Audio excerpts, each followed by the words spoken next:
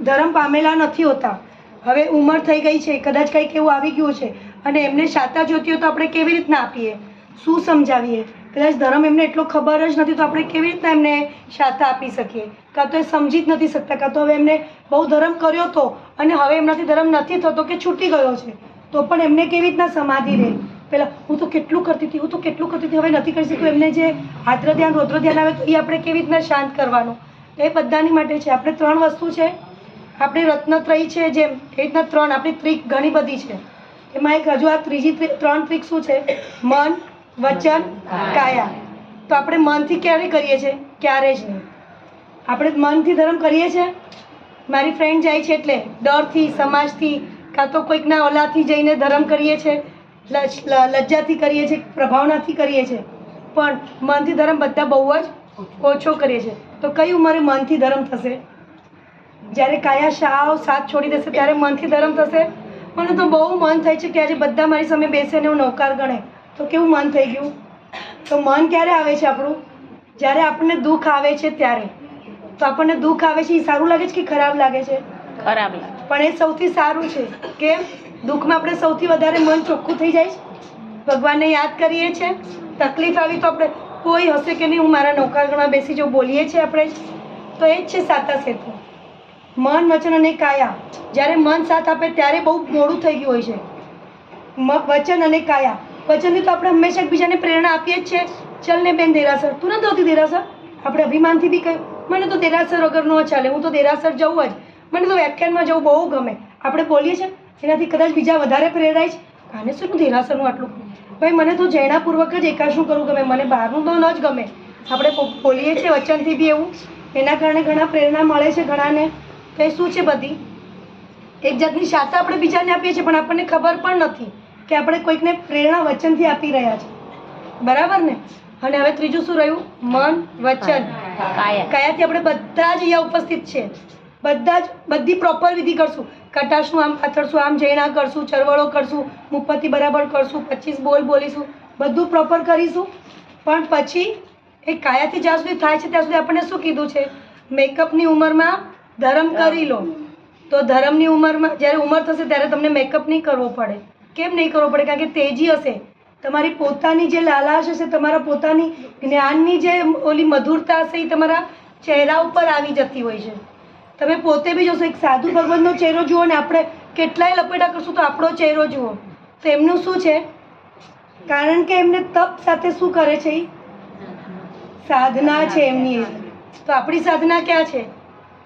આપણે હમણાં પામેલા હશું તો કદાચ બીજાને બી પમાડશું. કદાચ આપણા મમ્મી પપ્પાના આપણે ઉપર એવા ઉપકારો છે કે આપણે અહીંયા સુધી આવ્યા છીએ. પણ આપણે એવા બચ્ચા ઉપર ઉપકાર કર્યા છે કે આપણે હમણાં ના તું ડિસ્કોમાં જ જા બેટા, અહીંયા કેમ આવ્યો? ભાઈ જે જલસા કર. અમે તો નહોતું કર્યું, અમને તો મા બાપે નથી આપ્યું. આવું કોઈ કહે છે? મારે તો ઉંમર થશે એટલે ડિસ્કોમાં જવું છે, તું હમણાં આ ઉંમરે યા કરી લઉં છું એવું કહીએ. તો આપણે પોતે પોતાની જાતને શાતા જોશું તો આપણે કેવી રીતના જશું? આપણે આપણા નાના બચ્ચાઓને પહેલાં શાતા આપતા શીખવાડવું પડશે. એમને પ્રેરણા આપવી પડશે. ભાઈ મારી ઉંમર થાય ને એટલે તું મને દેરાસર લઈ જજે, તું 2 નૌકાર ગણજે મારી પાસે. પણ એમને ક્યાંથી ખબર પડશે? આજના બચ્ચાઓને કહીશું તો બચ્ચાઓ શું કહેશે? લોજિક. મમ્મી તમે તો ફક્ત ફોલો કરો છો. શું ખબર છે? આનું કંઈ ખબર છે, એનું કંઈ ખબર છે? ખબર ન હોય તો લાવો સાહેબજી પાસે, કાં તો તમે અહીંયાથી જવાબ લઈ જાઓ ને સાહેબ બચ્ચાઓને આપો. કેમ નહીં? જ્યારે છોકરાઓ લોજિક વાપરે તો આપણને બી એમના જવાબ આપતા આવડવા જ જોઈએ ને. કેમ ન આવે? તો આવી રીતના આપણે શાતા આપવા માટે પહેલાં આપણા બચ્ચાઓને, આપણી આગલી પેઢીને તૈયાર કરવાની છે. આજે તમે બધા જ ઉંમરવાળાને કેટલી સરસ શાતા આપી શકો છો. જેમ કે આપણે બેઠા બેઠા ભાવયાત્રા કરવાનું થઈ ગયું, આરામથી કરાવીએ છીએ. કોઈ કોલું હોય તો કે ભાઈ ચલો હું તમને બેસો, એ આપણે 5 તિથિના દર્શન કરાવીશ કે મોબાઈલમાં બધું સ્લાઇડ કરે. હમણાં સાહેબજી મને એ જ કહી રહ્યા હતા કે શાતા કેવી રીતના આપો. તો કે આપણે પહેલાંના જમાનામાં કેવો સંસ્કાર હતા કે કોઈ માંદું પડે ને એટલે બધા મળવા આવે. પણ હવે આપણે શું કહીએ? હે ભગવાન ક્યાં મળવા આવે છે? પણ એ સંસ્કાર તમે અગર જો ધીમેથી ને શાંતિથી સમજો તો કેટલા સરસ છે કે ભાઈ આજે તમે નહીં આવો, તમે કાલે આવજો. આજે આ બેનની અપોઇન્ટમેન્ટ છે એટલે એ મારા માસી આવવાના જ ને, તો તમે કાલે આવજો. એ માસી આવશે, બેસશે, એમને કદાચ નૌકાર સંભળાવશે, એમની જૂની વાતો તાજા કરશે. આપણે ઉદ્યાન કરવા સાથે ગયેલા, આપણે આ તપ સાથે કરેલો, તો એમને કેવી શાતા મળશે? બધું સારું જ યાદ કરાવવાનું છે, ખરાબ તો આપણે ભૂલી જ જવાનું છે. આપણે જ્યારે શ્વાસ લઈએ છીએ, યોગા કરવા લગભગ બધા જતા હશો, શ્વાસ લઈએ છીએ તો શું કરો છો? ખરાબ શ્વાસ અંદર રાખો છો ને સારો શ્વાસ બહાર ફેંકો છો કે ઓક્સિજન? ભાઈ અમે તો ભાઈ ઓક્સિજન વાળા છીએ, અમે ઓક્સિજન બહાર ફેંકીએ અને કાર્બન ડાયોક્સાઇડ રાખીએ, કોઈ કરે છે? કેટલી મિનિટ માટે શ્વાસ લઈએ છીએ? હરેક સેકન્ડે ખબર જ નથી કેટલો લઈએ છીએ, ગણતરી છે એની, પણ એમાં રાખો છો શું? સારામાં સારું ઓક્સિજન રાખો છો ને ખરાબ ખરાબ ફેંકી દો છો. તો આપણે બી માઇન્ડમાંથી ખરાબમાં ખરાબ શું કરવાનું છે? કોઈને યાદ જ નથી કરવાનું ઉંમર થાય એટલે બી, જ્યારે એને અશાતા હોય ત્યારે. કોઈને બી અશાતા હોય, આપણી ફ્રેન્ડને બી ઘણી વાર અશાતા હોય, આજે મારું માથું દુખે છે, કાલે તો મારું પારણું પાકું, આપણે બોલી દઈએ છીએ તરત જ. તો આપણે હા તું પારણું કર, હા અંદરથી ખુશ થઈએ છીએ, હા છે ને પારણું કર્યું. કોઈ એવું છે યાર? આપણે ના ના તું શેની પારણું કરે, હું બેઠી છું, તારે માથું દુખે ને હમણાં બગાડી દઉં છું, તું જો. શાતા ઊભા થઈ જઈએ છીએ આપણે. જ્યારે સંઘમાં આપણે કરાવીએ છીએ તો શું કરાવે છે? તપ. કેમ આપણને સંઘમાં કરવા માટે સાહેબજી આટલું પ્રેરણા આપે છે? ક્યારે જાણવાની કોશિશ કરી? શેનો સપોર્ટ? હજુ બીજો શું સપોર્ટ? સામૂહિક લાભ. ત્રીજું એકબીજાને જોઈને વધારે કરવાની. ના, મારા જેવી આળસી માટે. હું ઘરે હોઉં ને તો રોટલી શાક ભાઈ બસ છે, હવે એકાશનું કરીને કાલે આપણે જોઈ લઈશું.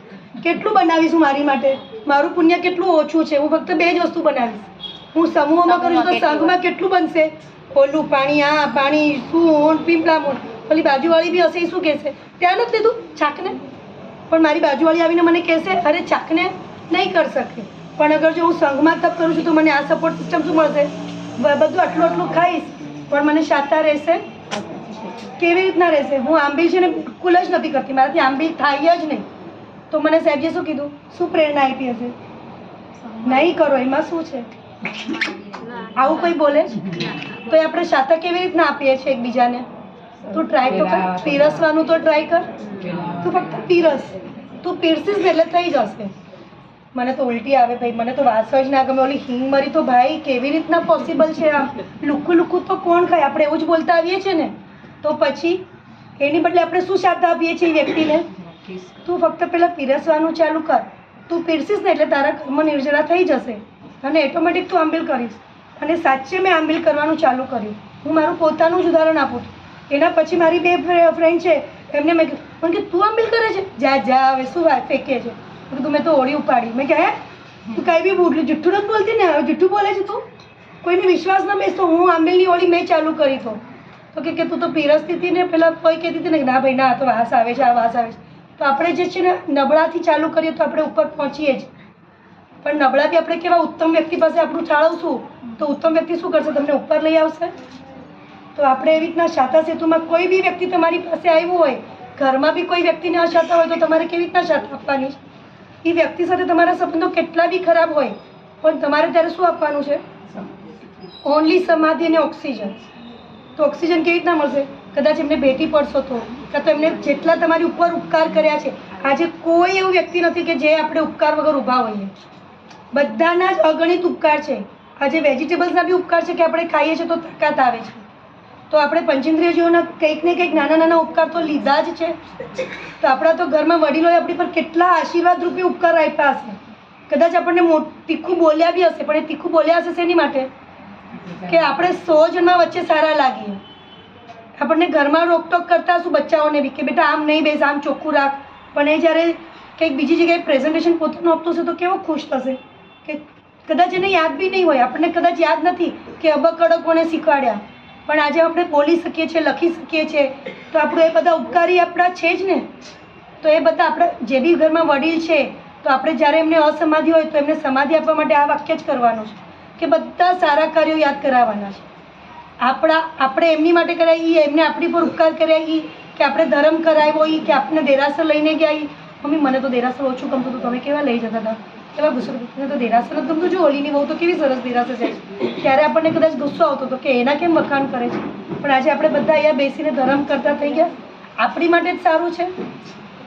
તો એ શાતા સેતુનો સૌથી મોટો રૂલ છે કે પંચેન્દ્રિયને, આપણી જે 5 ઇન્દ્રિયો છે એને આપણે કાબૂમાં બી રાખવાનો છે અને સાથે સાથે એની પાસેથી કામ પણ લેવડાવવાનું છે. દ્રષ્ટિ આપણી શું કરે છે?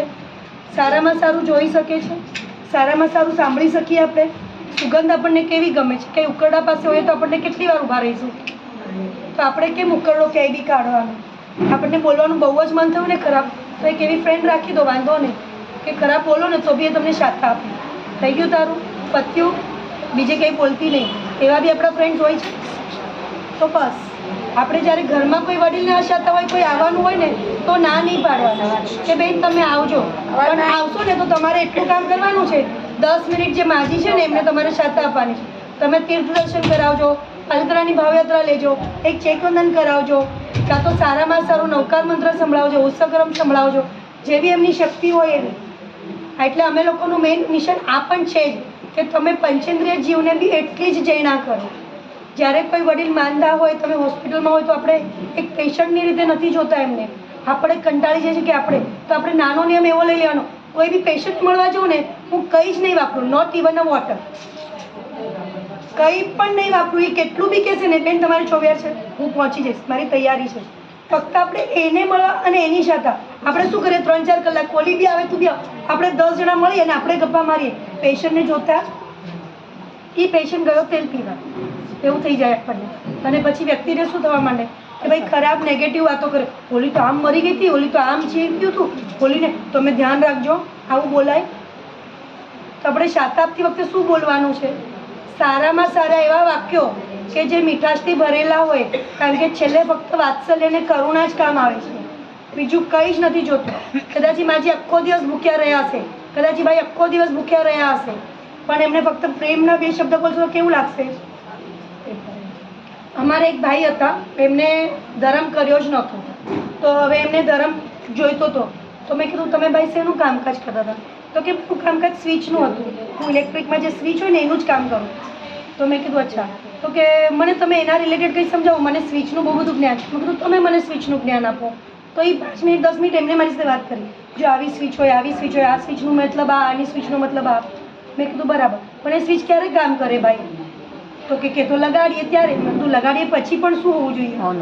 વાયર હોવું જોઈએ, વાયરથી કંઈક મોટે કનેક્શન હોવું જોઈએ, મોટું કનેક્શન, નાનું કનેક્શન, બિલ્ડિંગમાં કનેક્શન, પછી એ બટન ચાલુ કરશો તો ચાલુ થશે. તો આપણા મોટા કનેક્શન કોણ છે? તો ગુરુ ભગવાનથી આપણને જ્ઞાન મળે. પછી આપણે કેવી રીતના પીરસ્યા છે આપણા બચ્ચોને, બહુ ટોક બી નથી કરવાની કે કર્યા કરો તો કદાચ સાવ છૂટી જશે, પણ એવી રીતના વાત્સલ્યથી આપવાનું છે કે આપણને આપણી ઉંમરે એ લોકો સમાધિ આપે, આપણને એ લોકો શાતા આપે. આપણા બચ્ચાઓ બહુ સારા જ હોય છે, આપણે થોડા માંદા પડે તો તરત આપણી માટે ઊભા જ હોય છે, મમ્મી તું આજે આરામ કર, હું બરાબર બહારથી મંગાવી લઈશ, ખબર ને? તો એવી રીતના શાતા આપે, મમ્મી આજે તો તું માંદી છે, તું કંઈ નહીં ખાવાનું નહીં, તું તારી ખીચડી બનાવી લે, હું બહારથી ખાઈ લઈશ. તો આપણે શું કરવાનું છે, નાની મોટી રસોઈ બી એમને શીખવાડવાની ફરજ છે, છોકરો હોય કે છોકરી હોય, બરાબર છે.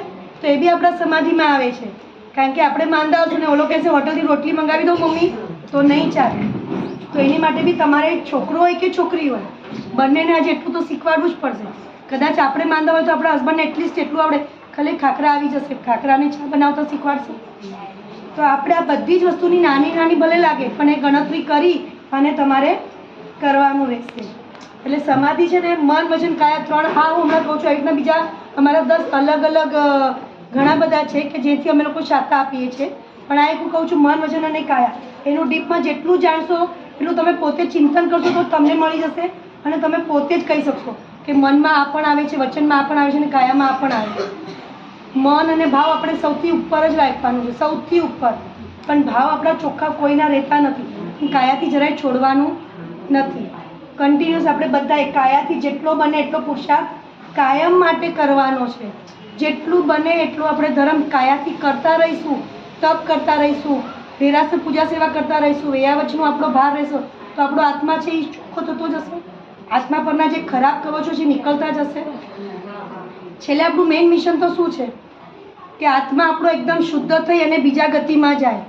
આપણને હમણાં ભગવાને આ ગતિમાં આટલો સરસ લાભ મળ્યો છે, એક સિદ્ધનો આપણી પર ઉપકાર છે કે આપણે નિગોદમાંથી આજે અહીંયા જૈન ધર્મ મળ્યો છે, ને એમાં એટલું ઉત્તમ કે આપણે ઉપાશ્રય પણ આવી શકીએ છીએ. ઉપાશ્રય બી સરસ છે, કલ્યાણ મિત્રો બી એટલા સરસ છે, સાધુ ભગવાનનો બી આપણને સમાગમ મળે છે. તો એ આત્માને આપણે કચરો સાફ કરવાનો કેવી રીતના? દેરાસરમાં બી જઈને જ્ઞાન મેળવીને બી અને વ્યાવચ કરીને બી, બરાબર છે. જ્યારે જેવી શક્તિ છે એ પ્રમાણે આપણે કાર્ય કરી શકીએ છીએ. આ બધું આપણને સાહેબજીએ કીધેલું જ છે. આ આખો સાગર બેઠો જ છે. હું કદાચ એક ટીપું જ આપીને જાઉં છું, પણ તમારે બધાને હું રાખું છું કે દીવો એવો ઝળહળતો રહે કે તમારા સંગમાંથી બહુ જ નામ ઉપર આવે. અને મને પોતાને એમ લાગે કે ભાઈ ચલો જે બી આ લોકોને જ્ઞાન મળ્યું છે એ લોકો હવે યુટિલાઇઝ કરતા થઈ ગયા છે. આપણે પૈસા મળે તો કેવા યુટિલાઇઝ કરીએ, તો એવી રીતના આપણું જે જ્ઞાન મળ્યું છે એને બી યુટિલાઇઝ કરીએ, વધારેમાં વધારે આપીએ. કેવી રીતના આપીએ તો એ તમે પોતે ધ્યાન રાખી અને કરતા રહો.